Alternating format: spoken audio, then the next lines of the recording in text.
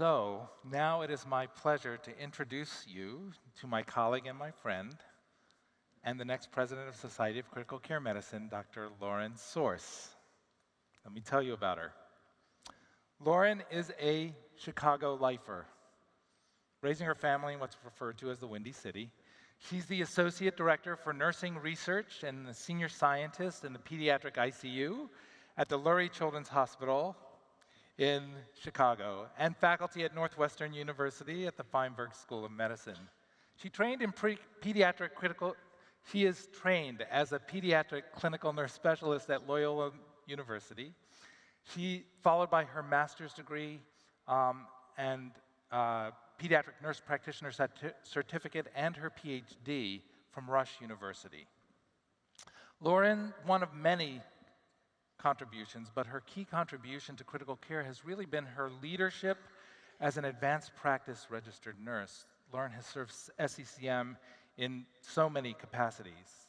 In addition to her 9 years on council, she chaired this SCCM Strategic Planning Committee, the Finance Committee, the Norma Shoemaker Research Grant Committee, the 2015 Congress Program Planning Committee. She was co-chair of the International Scientific Conference Committee and served as vice president of the World Federation of Pediatric Intensive and Critical Care Societies. She serves on numerous editorial boards. She edits the SCCM Critical Connections. She's been funded in research to study post-intensive care syndrome, stress hydrocortisone in pediatric septic shock, positioning in pediatric ARDS, and the criteria for convening family conferences in the intensive care unit. She is a friend, a colleague, a sponsor, a mentor, a role model, not only for nurses and women, but for all of us involved in critical care. I am honored to welcome the 53rd President of the Society of Critical Care Medicine, Dr. Lauren Sorce. Come on out, Lauren. Thanks. Good luck.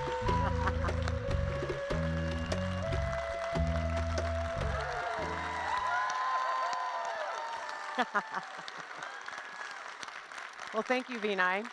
And I'd like to welcome you all to the 53rd Annual Congress. As the 53rd President of the Society of Critical Care Medicine, I may look like one person up here, but in reality, I'm here representing all of you. I couldn't be more honored or excited as together we take on a new year of achievements and challenges. It's that time of year where we measure how far we've come in terms of growth and look forward to how much more we can grow together. And you need both, the mindset to grow and a way to measure that growth year after year. SCCM perfectly exemplifies that. But first, I'd like to share my growth journey into critical care with you. It came one Saturday morning while I was 6 years old. I was always intrigued with my older siblings. My brother was cutting paper with a razor blade for an art piece. He left me alone for a few minutes, so I started cutting paper with the razor blade. When he returned, of course, he got upset that I had stolen his razor, and he grabbed it out of my hands. So yes, of course, you know exactly what happened. I got a deep cut into my thumb. My brother warned me, "Shh, don't tell Mom." And of course, Mom, sleeping, overheard us and came to investigate. There she saw the bleeding, a lot of it. So off to the ER we went. As I was getting my thumb stitched, I noticed the nurse was very skilled and compassionate. She looked like the actress Nancy Walker from the old Bounty commercials. You all may remember, you know, the quicker picker-upper. Fast forward to my freshman year of college and my class, the Psychology of Personal Growth. The professor was convinced that I wanted to be a nurse because I associated the glamour of being an actor with being a nurse. I could tell you that he was right, but that would be a lie. I never remember making the decision to be a nurse. I just grew up knowing that that's what I was going to do, well before my ED experience. Early on, my eye was on learning and growing to become a nurse. Learning and growing. That is what we do as critical care professionals. The famous American psychologist, Abraham Maslow, has said, one can choose to go back towards safety or forward towards growth. Growth must be chosen again and again. Fear must be overcome again and again. Choose growth. Here at SCCM, we must grow in 3 essential areas. 1, develop strategies for improved patient outcomes in low-resourced environments. 2, develop and grow humanitarian programs. And 3, to increase research funding. Many of you have heard the quote, "May you live in interesting times," thought to be from the ancient Chinese. Actually, it was originally said by an American politician, Frederick R. Coder, in 1939. Regardless of who said it, interesting could mean challenging. I would say critical care can claim it as its own with a twist. May we live in interesting times of growth. That perfectly describes the past few years, as critical care has been thrust into the national and international spotlight. And COVID certainly made it the most interesting of times. But prior to the pandemic, the average person had no idea what critical care is, and other than the fact that they didn't want to land in an ED or in an ICU. That was then. Today, they now understand a little bit more about what we do and why it's important. But what about all of us? We spend our professional lives dedicated to the delivery of critical care. Whether it's providing care in a rig, transporting a critically ill patient, in the ER, in the OR, in the ICU, or on an acute care ward as the rapid response or code team member, or in a war zone. We all recognize one thing. Critical care isn't a place, but rather laser-focused specialized care. It's for the sickest of the sick and the most seriously injured, occurring in many different places and in many different ways. When you think about all these diverse places, it is nearly unthinkable that such exquisite care could possibly be delivered without the coordinated efforts of an entire multi-professional team. And just like you, every member has a unique story to tell. Why did I choose critical care? So how did I come here to be with you today as the president of SCCM? My career path was predictable, and it's starting while growing up in a family of 7 children, and of course, the infamous razor blade. My parents are incredibly hard workers, role modeling my entire life that anything worth achieving takes hard work and dedication. Growing up with 6 siblings is already like being a part of a multi-professional team. There was the student athlete, the social one, the funny one, the wild one, the serious one, the driven one, led by our parents. Me? I was the driven one, the one who burned the candle at both ends.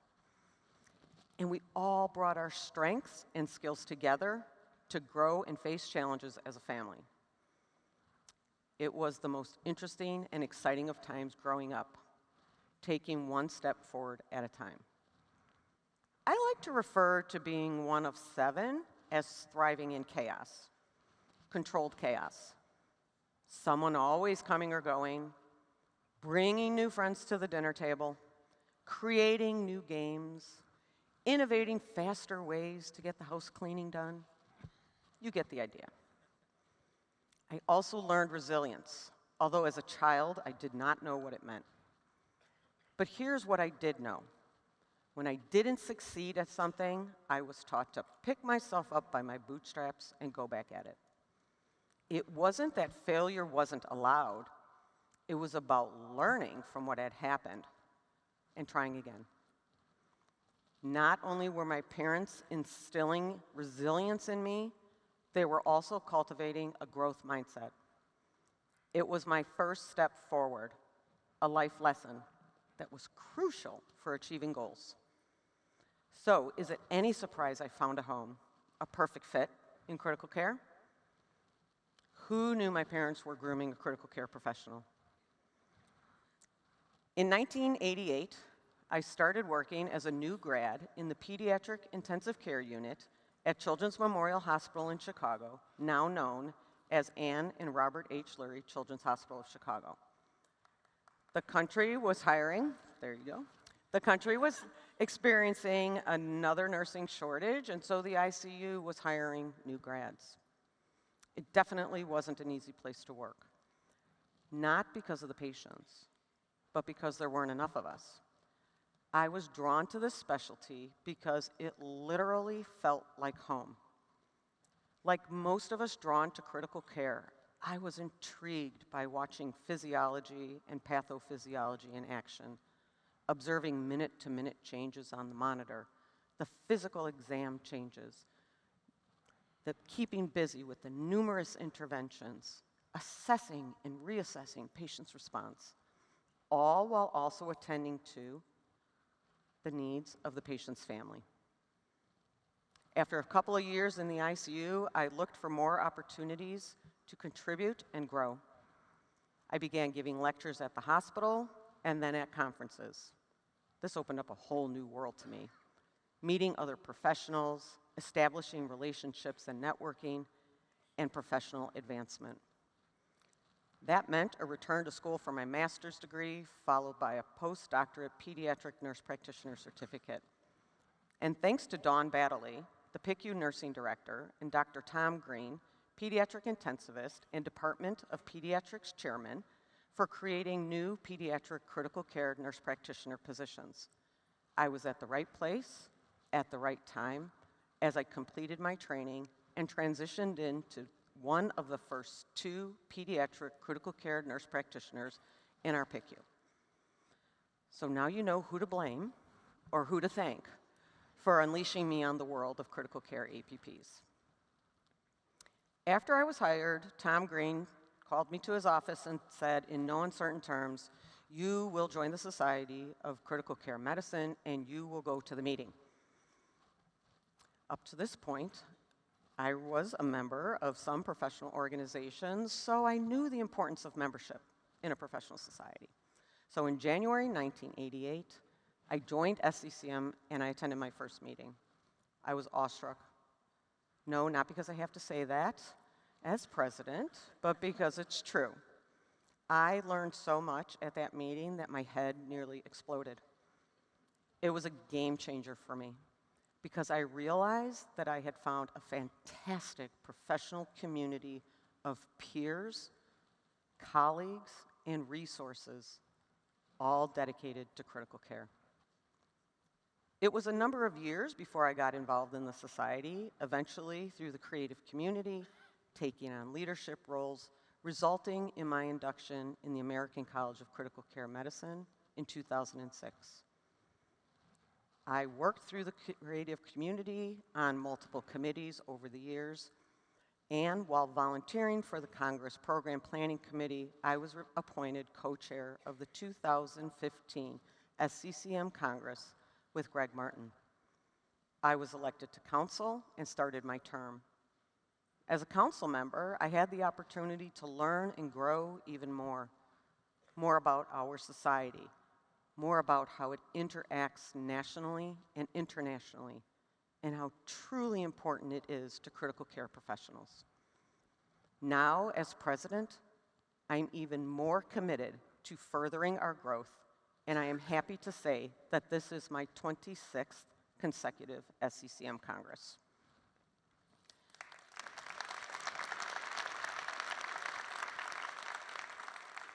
But growth doesn't happen in a vacuum.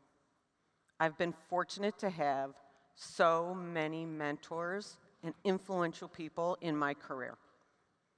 Doctors Zahava Noah, Martha Curley, Ruth Kleinpel, Greg Martin, Vinay Nadkarni are only a few.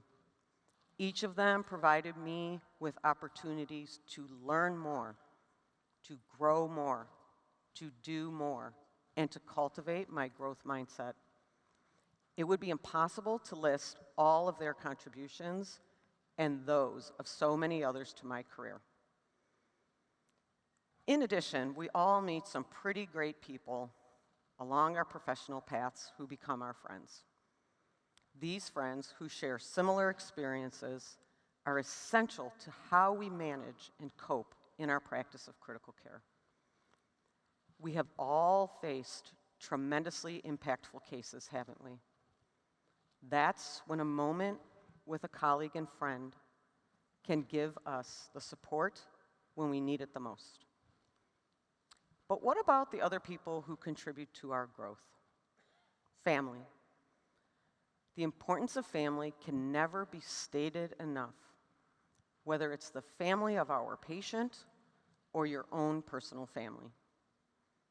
I was lucky enough to meet my husband in 2002.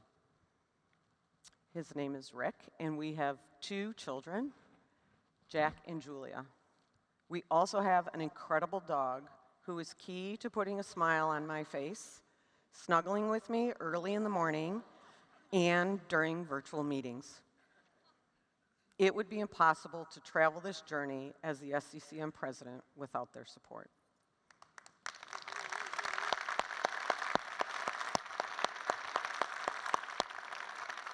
When it became apparent it would be my path and the time commitment to being the president and doing it well, I asked my family.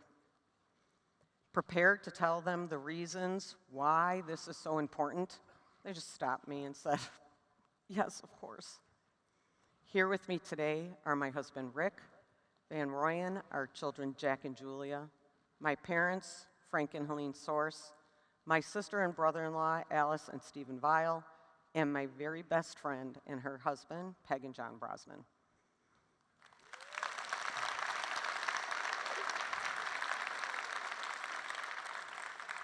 I am truly grateful for their presence here today, their ongoing support, and the support of so many who have contributed to my journey. Having mentors, colleagues, friends, family who gift us with unconditional support in our work in critical care cannot be thanked enough. Now that you know a little bit about me, what has our society been doing? And perhaps more importantly, how have you, our members, helped it grow over the past 52 years? As we move past the worst or most interesting part of the COVID-19 pandemic, I'm pleased to report that the society continues to expand its reach. Our professional society is doing more than ever to improve the care of critically ill and injured patients worldwide. SCCM has grown steadily since 2000. We saw record highs in both membership and revenue despite the pandemic. For example, annual revenue, not including investment income, increased from $10 million in 2002 to $28 million last year. If we measured by net assets, in 2000, we had no substantive reserves. And today, we have over $50 million in net assets. Yeah, I think so too. Membership in 2000 was around 8,000 people, and today it's over 17,000.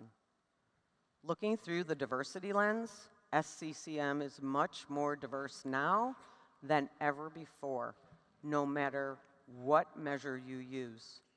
More diversely spread across the United States, more diverse globally, more diverse in professional, ethnicity, age, workplace setting, etc.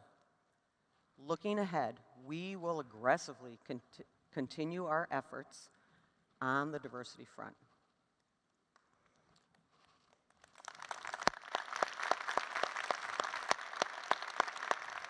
For our journals, we now have 3 instead of 1, meaning greater reach and more research published each year. The growth of our fundamentals training programs, along with other courses like ultrasound, ICU liberation, etc., for learning right in our own hospitals, has expanded SCCM's reach. In the last 5 years alone, more than 50,000 clinicians have participated in these licensed courses, reaching more individuals in the United States and worldwide than we ever thought possible. We also connect with more clinicians through our communications channels, with over 1 million learners participating in our podcasts and webcasts last year alone. And we reach even more through our online courses and Learn ICU resource library. And as Vinay noted earlier, we've dramatically increased the number of guidelines and other manuscripts SCCM produces. Collectively, we have done this all with a singular focus on our mission: improving patient outcomes each step of the way. No other critical care society comes near the scope and breadth of SCCM. But really, any measure you'd like to consider, SCCM has grown steadily over the past 52 years. With that said, we are living through a time of historic challenge and opportunity. The world faces ongoing economic, social, and geopolitical volatility. At the same time, we've entered into a new age of technology through artificial intelligence that may fundamentally transform productivity and patient care. However, the number of clinicians working in our ICUs has fallen, as many, frustrated and exhausted, have left the field, resulting in an acute shortage of clinicians, increasing the vulnerability of our already fragile patients. Yet, I'm encouraged to know that in the US, there have been increases in the number of programs offering physician training in critical care medicine. In addition, there are expansions from non-traditional fellowship pathway specialties like cardiology, nephrology, and infectious diseases, which will help to increase the number of critical care physicians in the US. One area of growth are nurse practitioners and physician assistants, collectively known as APPs. Although their ranks continue to increase in the US, we cannot access the actual number due to the lack of available demographic data. So we can't know if we've reached our optimal target.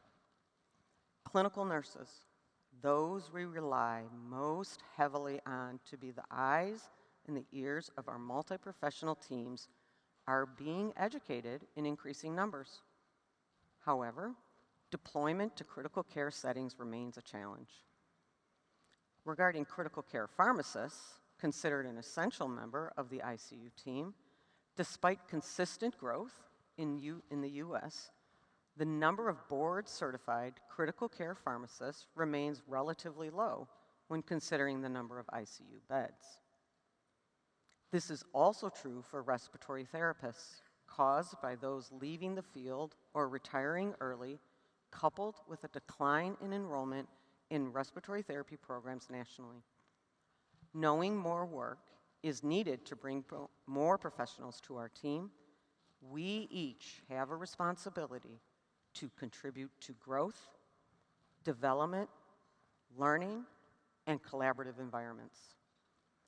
And speaking of growth and development, I'm proud of SCCM's firm commitment on that front. SCCM programs provide free membership to those in training and those presenting research abstracts here at the SCCM Annual Congress. The great news is that the number of trainees from all specialties entering the field is historically high. The challenge? Finding ways to keep them engaged, productive, and fulfilled in their role as critical care professionals. And SCCM is doing all we can to make sure that goal is not only achievable, but sustainable. As many of you know, SCCM's traditional major activities, like education programs, were impacted by the pandemic. Yet, we have more great news. Just look around. We have begun to recover by the increased size and scope of this year's 53rd SCCM Congress. But even during the pandemic, the growth of newer programs, such as the Society's research and humanitarian programs, flourished and continue to expand during this period of transition. Extramural funding alone for our research and quality activities totaled $4.5 million between 2021 and 2023. Additionally, the SCCM Council continues to invest in the major expansion of these endeavors. Not only have we increased direct funding for researchers, but our discovery program has also expanded into data science activities, including developing more critical care scientists, critical care data scientists specifically, publishing a standardized data dictionary to improve research, and using data science to solve critical care problems. As I mentioned earlier, SCCM is expanding its global reach. Thanks to the work of the Pediatric Sepsis Definitions Task Force, established under the direction of our former president, Dr. Jerry Zimmerman, during this Congress, you will hear more about their work based on the analysis of more than 3 million pediatric patient records from around the world.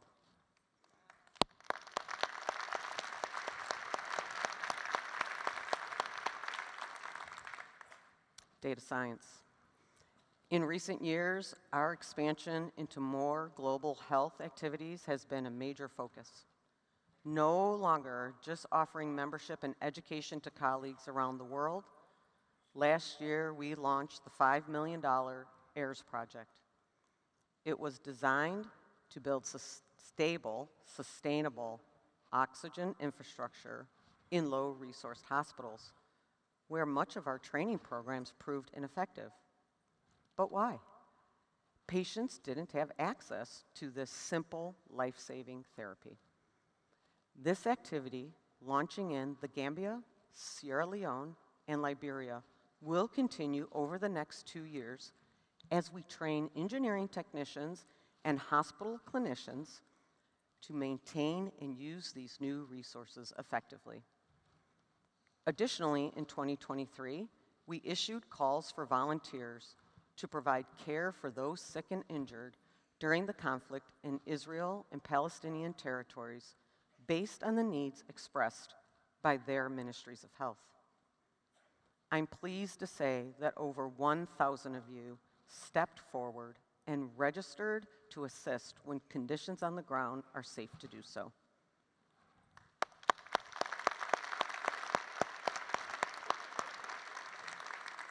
Our humanitarian activities were further strengthened as we worked closely with the Ukrainian Ministry of Health.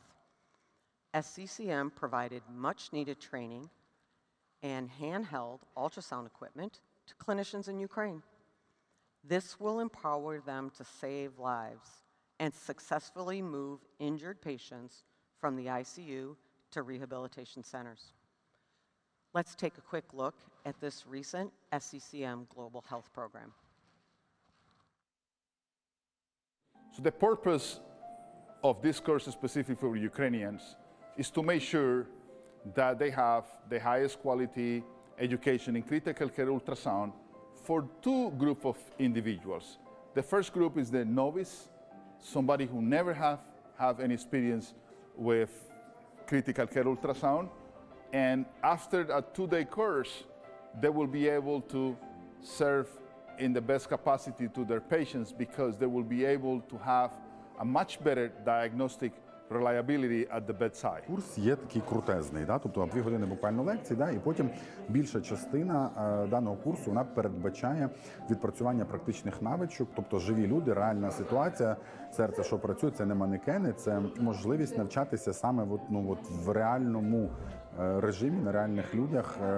Всі вони різні, всі мають певні анатомічні особливості, що є дуже класно, ну саме от для проходження цього навчання. Хотів би просити не зберігати знання в собі, а ділитися своїми колегами, вчити колег і широко запроваджувати ті навички, які ви здобудете. Today in First V Medical Union we have basically two courses. One is from fundamental critical care support, so basically students here learn how to manage critically ill patients and having a little bit of a discussion, and another one is for ICU liberation. Вона не реагує ні на що, правда? Це -5 is correct. Отже, -5 – це правильно. On this course, such students as physical therapists and physicians learn how to manage their patients while they're in ICU, how to do early awakening and physical rehabilitation so that their patients can be healthier after they will be released from it. I'm a military doctor, so full escalation. I was in Donbass region. Tidal volume, flow total. Every doctor here is a great doctor, but we have lack of time, we have lack of resources, so probably we are not able to see small details, small pieces that we miss every day. Surgeons. What we do is we provide the education to the experts here so then they can teach other healthcare providers in the rest of the country. It can help in any situation, as I said, where you need to quickly assess whether or not someone is seriously ill, recognizing the critically ill patient early so they can intervene and keep worse complications from happening. I think also they'll learn that the patients, if we control pain, if we control delirium, be able to get out of the intensive care quicker, that their families will have less stress, and that the working as a team is ultimately important. Every part of the team, including the patient and their families, is as equally as important and helps that patient move on, and thereby helps the society heal. Wow.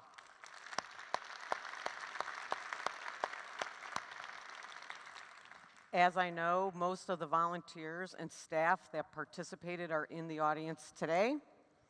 Let's give them a big round of applause.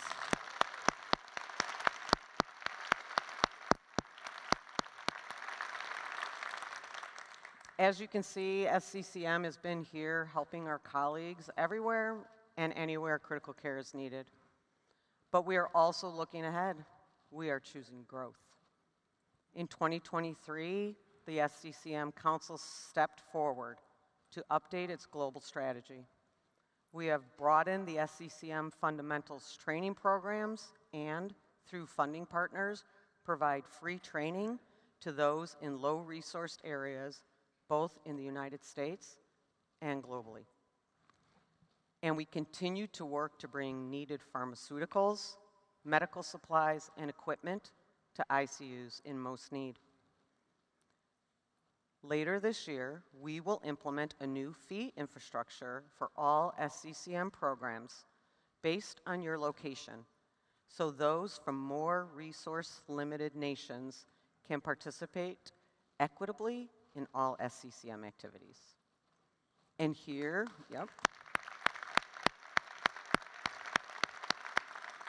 And here's some really exciting news.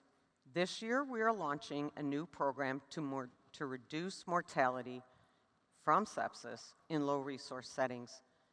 In this new endeavor, we will be working closely with clinicians in these areas who will be supported by SCCM, the European Society of Intensive Care Medicine, the Lairdell Foundation, the World Health Organization, and others. Our goal is to save 3.4 million lives over 6 years. Yes, this is an ambitious goal, but working together with our dedicated partners, I am sure we will achieve it. Thank you to all of the SCCM members and staff who have supported SCCM global health activities. Whether you have participated directly or donated, you make a difference.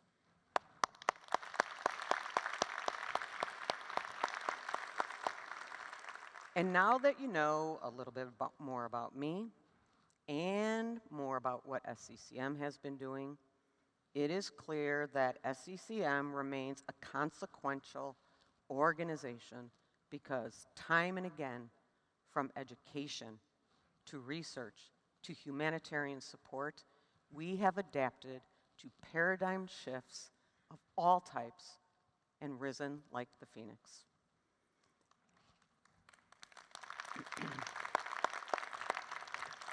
In other words, we not only lived interesting times of growth, but survived and thrived in so many areas.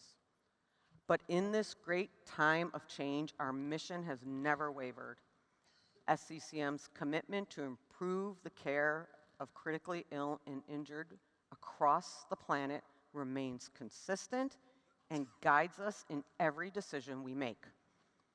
As a global leader in healthcare, we are a force for good, helping unlock the best care possible for critically ill and injured patients in every country, community, and setting, both in the US and globally.